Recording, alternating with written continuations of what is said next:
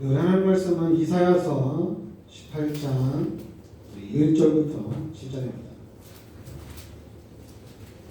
이사야서 18장 1절부터 7절.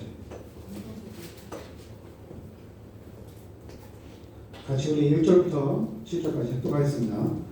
슬프다 구스의 강 건너편 날개치는 소리 나는 땅이여, 갈대 배를 물에 띄우고 그 사자를 수로로 보내며 이르기를, 민첩한 사절들아 너희는 강들이 흘러 나누인 나라로 가되, 장대하고 중수한 백성 곧 시초부터 두려움이 되며 강성하여 대적을 받는 백성에게로 가라 하느니라. 세상의 모든 거민 지상에 사는 너희여, 산들 위에 기치를 세우거든 너희는 보고 나팔을 불거든 너희는 들을지니라. 여호와께서 내게 이르시되, 내가 나의 처소에서 조용히 감찰하니 죄는 일반 같고 가을 더위에 운무 같도다. 추수하기 전에 꽃이 떨어지고 포도가 맺혀 익어갈 때 내가 낫으로 연한 가지를 베며 퍼진 가지를 찍어 버리자. 산의 독수리들과 땅의 들짐승들에게 던져주리니 산의 독수리들이 그것으로 여름을 지내며 땅의 들짐승들이 다 그것으로 겨울을 지내리라 하였습니다. 그때 강들이 흘러 나누인 나라에 장대하고 중수한 백성 곧 시초부터 두려움이 되며 강성하여 대적을 받는 백성이 만군의 여호와께 들을 예물을 가지고 만군의 여호와 이름을 주신 곳 시온산에 이르리라. 아멘. 자, 오늘은 열방이 하나님께 돌아옵니다. 이사야서 18장 1절부터 7절입니다. 열방이 하나님께 돌아옵니다.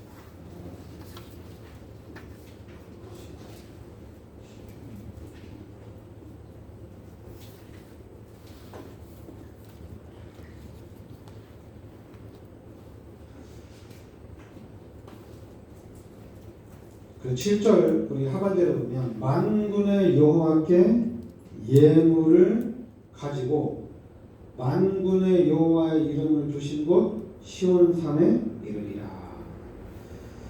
그러니까 열방이 하나님께 돌아오는 그 역사들인데, 이 구스는 슬프다 구스의 강 건너편 날개치는 소리나는 땅이에요. 이 구스는 그 당시 이제 애굽, 아수르, 그들과 견줄 만큼 좀 강국이고 경제 대국입니다. 그 구스는 우리 아프리카의 그 에티오피아 그 지역을 얘기하는데, 그런데 그 1절 2절에 보면 분명히 여러분들이 이사야서 18장 1절부터 2절에 이 구스라는 이 지역은, 이 구스라는 이 땅을 배경으로 한 나라인데, 이 나라가 그 당시에 정치적으로 또 경제적으로 매우 활발했다 이렇게 나옵니다.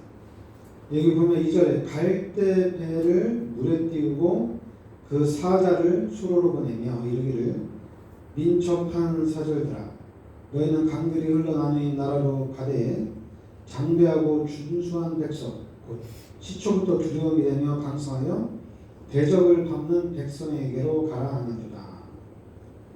세상의 모든 거민 지상에 사는 너희여, 산들 위에 기치를 세우거든 너희는 보고 나팔을 불거든 너희는 들을지니라.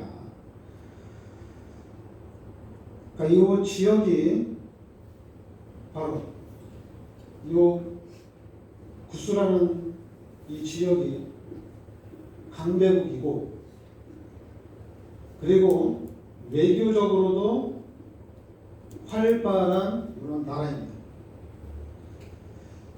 그런데 하나님이 여러분들이 이제 아셔야 될 건 뭐냐면은, 그 시편 20편 7절에 보면, 어떤 사람은 병고 어떤 사람은 말을 의지하나 우리는 여호와 우리 하나님을 자랑하리로다. 세상 사람들은 이렇게 이제 육신적인 것을 자랑을 하는데, 근데 우리는 요 시편 20편 7절에 우리는 여호와 우리 하나님의 이름을 자랑하리로다. 그러니까 사람들은 육신적인 그런 부분, 어떤 세상의 어떤 그런 능력을 자랑하는데, 근데 우리는 이 시편 20편 7절 말씀대로 하나님, 여러분들이 하나님을 자랑할 수 있으면 이게 엄청난 힘이 됩니다.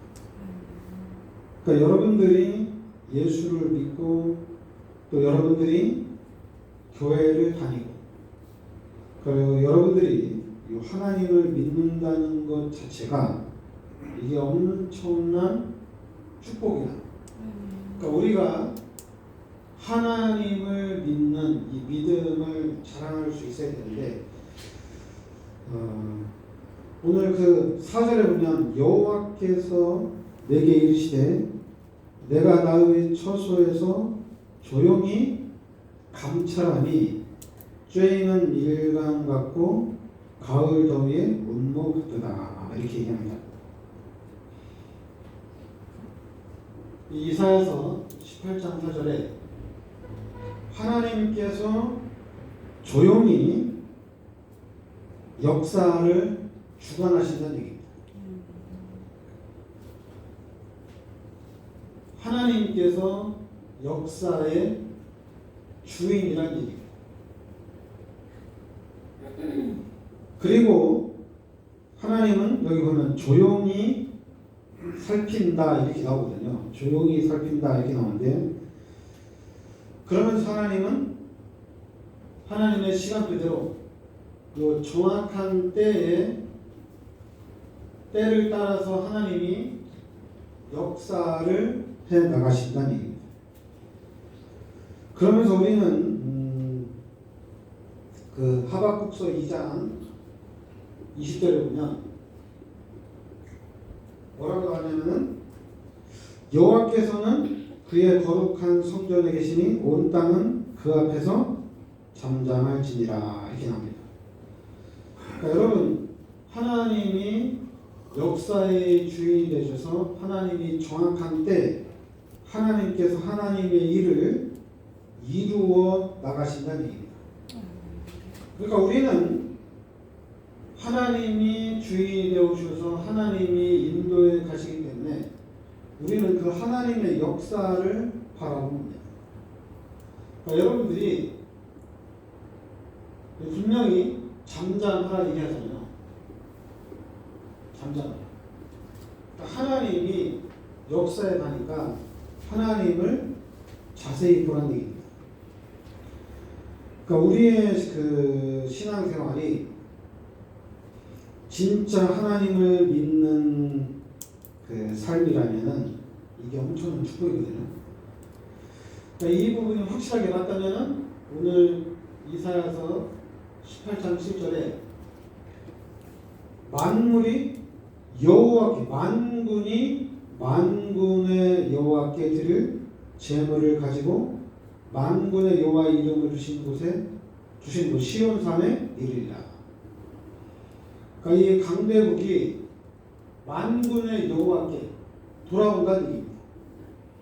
만군의 여호와께 돌아온다. 그러니까 열방이 하나님께 돌아온다는 얘기입니다. 열방이 재물을 가지고 돌아온다는 얘기죠. 그렇다면은 우리가 좀 생각하는 게 달라지죠. 왜냐하면 열방이 하나님께 돌아온다. 그러면 우리 기독교인들은 이 말씀이 맞다면은 준비하고 있어야 되겠죠. 준비하고 있어야 되겠죠. 그리고 시편 22편 27절에도 뭐라고 나와 있냐면은 땅의 모든 끝이 여호와를 기억하고 돌아오며 모든 나라의 족속이 주 앞에 예배하리니. 땅의 모든 끝이 여호와를 기억하고 돌아온다는 얘기입니다. 하나님께 돌아온다는 얘기예요. 그럼 하나님의 목적은 뭐냐? 하나님의 목적은 이 말씀대로 하면은 우리는 준비하고 있으면 돼요. 준비가 돼 있으면 돼요. 우리 교회가 이 지역에 있는 모든 사람이 돌아올 정도로 준비하고 있으면 돼요. 그러면은 무엇을 우리가 이제 준비를 해야 되는 얘기죠. 무엇을 갖고 있어야 되느냐? 그거는 여러분들이 간단해요. 어려운 게 아니에요. 여러분들이 이 그림만 기억하고 있으면 돼요. 요 죄 때문에 모든 문제가 발생이 된다는 얘기입니다. 죄 때문에 모든 문제가 발생이 돼요. 그런데 이 모든 문제를 하나님이 그리스도를 이 땅에 보내주셔서 그 모든 문제를 해결해 주신 겁니다. 근데 이 그리스도가 누구냐 이거죠. 그리스도가 누구냐? 마태복음 16장 16절에 예수가 그리스도라는 얘기입니다. 그러니까 하나님이 그리스도를 이 땅에 보내주셔서 우리의 모든 죄를 십자가에 대속해 주시고 이제 우리 인간이 하나님과 함께하는 축복을 회복시켜 주셨는데 이 그리스도가 누구냐면은 지금 우리가 믿고 있는 여러분들이 믿고 있는 예수가 그리스도라는 얘기입니다. 그러니까 이 예수가 그리스도라는 것이 우리한테는 너무나도 중요한 거예요. 그럼 반대로 이 세상 앞으로 이제 지옥에 갈 요 마귀는 이 흑암 세력들은 어떻게 됩니까? 예수가 그리스도인 것을 철저히 부인하도록 한다는 얘기입니다. 원래 인간은 하나님과 함께 살도록 창조가 된 거예요. 하나님과 함께 살도록 창조가 된 거예요. 그럼 우리 인간이 예수 그리스도를 통해서 여러분들이 하나님을 만났잖아요. 그러면서 이제 하나님이 함께 사시는 거죠. 그럼 우리는 이 하나님의 축복을 누리면서 살면 되는 겁니다. 나와 함께 하시는 하나님의 축복을 누리면서 살면 돼요. 그럼 기독교인들이 하나님을 만나서 하나님과 함께 산다면은 요 불신자들이 봤을 때, 죄인들이 봤을 때 완전 다르죠. 그리고 불신자들이 봤을 때 예수 믿는 사람들이 두려움의 대상입니다. 하나님이 함께 하시지, 하나님이 지켜주시지. 그러니까 모든 인간은 영적인 존재로 창조가 됐어요. 그러니까 하나님의 형상대로 창조가 됐는데 이게 바로 뭐냐면은 영적 존재로 우리 인간이 창조가 된 거예요. 그러니까 모든 사람은 하나님을 찾게 돼 있어요. 그러니까 자꾸만 왜 기독교만 하나님을 찾는다고 그러냐? 우리도 하나님을 찾는다. 왜 꼭 예수를 믿어야지 하나님을 만나냐? 이렇게 자꾸만 얘기하는 거예요. 우리 종교에서도 하나님을 만날 수 있다. 이렇게 얘기합니다.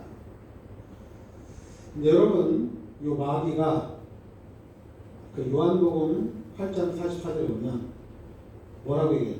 거짓말쟁이라고 얘기해요. 거짓말쟁이. 그리고 또 뭐라고 얘기하냐면 살인자라고 얘기해요. 요 마귀는 거짓말쟁이요 살인자다 이렇게 얘기합니다. 그러니까 이 불신자는 이 악한 마귀의 자녀들은 거짓말을 그냥 자연스럽게 계속해서 말을 한다는 얘기예요. 그리고 사람이 죽어도 관심이 없어요. 사람이 죽느냐 안 죽느냐 이게 중요한 게 아니라 나에게 이익이 되느냐 안 되느냐 이게 중요합니다. 그러니까 나에게 이익이 되면은 사람이 많이 죽어도 자기는 되게 좋아요. 왜냐하면 내가 이익을 얻는 거니까. 내가 무언가를 얻기 때문에 수많은 사람이 죽어서 나에게 어떤 큰 그런 축복이 온다면은 상관이 없다는 얘기예요. 그리고 거짓말쟁이. 그러니까 자기 자신을 지키고 자기 자신을 보호하기 위해서 어떠한 거짓말도 계속해서 만들어낸다는 얘기예요. 그런데 자꾸만 이제 양심 있는 사람들, 선하게 사는 사람들이 볼 때는 인간이 왜 저러냐 도대체 이해가 안 된다. 그럼 반대로 이렇게 거짓말하면서 수많은 사람들을 죽이면서 이익을 창출하는 이 사람들이 볼 때는 착한 사람들이 되게 바보 같은 되게 멍청하냐 바보 같냐 조금만 바꾸면은 엄청난 이득을 취할 수 있는 사람이 한 100명이 죽든 200명이 죽든 그 사람들이 죽음으로 인해서 자기에게 엄청난 그런 부가 돌아온다면은 서슴지 않고 죽인다는 얘기입니다. 그러면은 그렇게 해서 부를 쌓은 사람들이 그렇게 해서 힘을 기른 사람들이 어떻게 되는 거예요? 전 세계를 이끌어 가려고 한다는 얘기예요. 전 세계를. 그러면 반대로 구원받은 하나님의 자녀들은 이 사실을 알고 하나님의 자녀들이 그러면 이 시대를 살아가면 어떻게 됩니까? 하나님의 자녀들은 거짓말이 아니고 살인자가 아니고 하나님의 자녀들은 진실하게 사람을 살린다는 얘기입니다. 그러니까 이런 부분에 있어서 우리 기독교인들이 힘을 좀 가지면 되는데 지금 기독교인들이 힘을 내야 되는데 그 힘이 어디서 나오냐면은 기독교인들의 힘은 다른 데서 나오는 게 아닙니다. 예수가 그리스도다 이겁니다. 여기에서 모든 힘이 나옵니다. 하나님이 나와 함께 하시니까 하나님이 나를 지켜주시고 하나님이 나를 보여주시니까 나는 문제없다. 그렇지 않아요. 기독교인들에게 힘은 예수가 그리스도라는 겁니다. 예수가 그리스도라는 것을 언약으로 잡을 때 기독교인들한테 엄청난 힘과 능력이 나타나는 겁니다. 하나님이 분명히 이제는 하나님의 자녀들을 통해서 사도행전 1장 8절에 땅끝까지 이르러 증인이 되게 하시겠다고 하나님 말씀하셨거든요.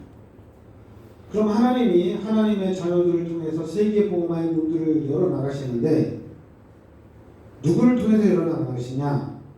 예수가 그리스도라는 언약 잡은 사람을 통해서 하나님이 이루어 나가신다는 얘기입니다.